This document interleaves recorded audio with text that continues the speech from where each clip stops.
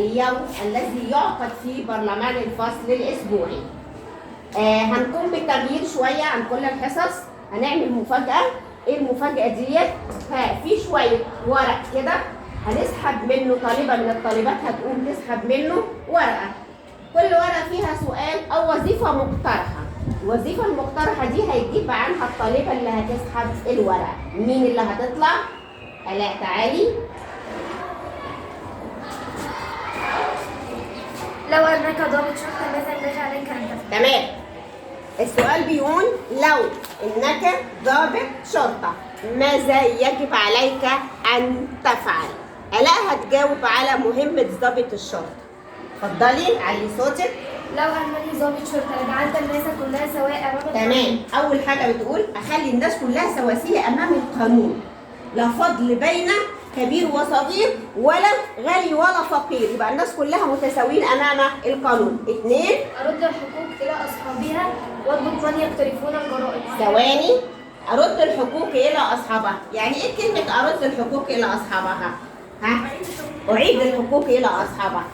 قالت لك أضبط من يقترف الجريمة، يعني إيه كلمة أضبط اللي هي قالتها دي؟ إحنا مش فاهمينها، يعني إيه أضبط من يقترف الجريمة؟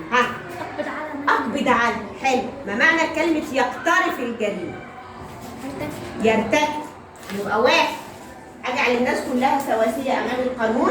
2 أضبط من يقترف الجريمة. 3 أرد الحقوق إلى أصحابها. في حاجة تاني؟ أحاول منع حدوث الجريمة قدر بحاول منع حدوث الجريمة قدر الإستطاعة. الاستطاعة. يبقى دي كلها اللي قالتها آلاء مهمة ضابط ايه؟ الشرطة. محدش يعرف يزود حاجة على مهمة ضابط الشرطة؟ أعمل الناس كلها سواء. عامل الناس كلها سواسية. ماشي. كام؟ قولي. معاملة الجريمة إذا ثبتت إدانته فهو يستحق معاملة طيبة لأنه إنسان، وعلى المجتمع أن يأخذ حقه دون تجاوز أو كسر. تمام. المتهم بريء حتى تثبت إدانته، وإذا ثبتت إدانته يستحق معاملة طيبة لأنه إنسان. يبقى إذا مثل أمامي، وكلمة مثل أمامي متهم، وقف أمامي متهم، على ضابط الشرطة أو من يقومون بحراسة الأمن في البلد أن يعاملوا معاملة إيه؟ ليه؟ لأنه إيه؟ إنسان، والإنسان لابد أن يعامل معاملة إيه؟ طيبة. حد تاني يا بنات عايز يسأل سؤال؟ ها؟ هل تعمل الجمهور باستعلاء وتكبر؟ نسمع السؤال تاني عشان أنا مش فاهماه. هل تعامل الجمهور باستعلاء وتكبر؟ بتسألها هل تعامل الجمهور باستعلاء وتكبر؟ نسأل كده يعني إيه كلمة استعلاء وتكبر؟ أيوه، كبرياء. ماشي؟ افتخار بالنفس. يبقى تاني بيسألك هل تعامل الجمهور باستعلاء وتكبر؟ كلا، لقد سقطني سلوك عملي أن أرى شؤون الناس الذين يحتاجون إلي، فأنا لا أرضى أن يعاملني أحد بجفاء وتكبر، وما لا أرضاه بنفسي لا أرضاه لغيري، لذا فإنني سأعامل الجمهور بكل احترام وتقدير. إيه رأيكم يا بنات؟ كلامنا إيه؟ صح ولا غلط؟ صح. يبقى الإنسان لازم يعامل الآخرين بتكبر؟ لا. لأنه إيه؟ إنسان. أنا ممكن أبقى ضابط شرطة وأعامل بكل جفاء، ومع ذلك إيه اللي هيحصل لما ضابط الشرطة يتعامل؟ لا قولي. قولي أنت. يعني انا طالما انا مش عايزه حد يعمل لي جفاء يبقى انا ما ينفعش اعمل جفاء. اسمها إيه بقى؟ ما لا أرضاه لنفسي لا أرضاه لغيري.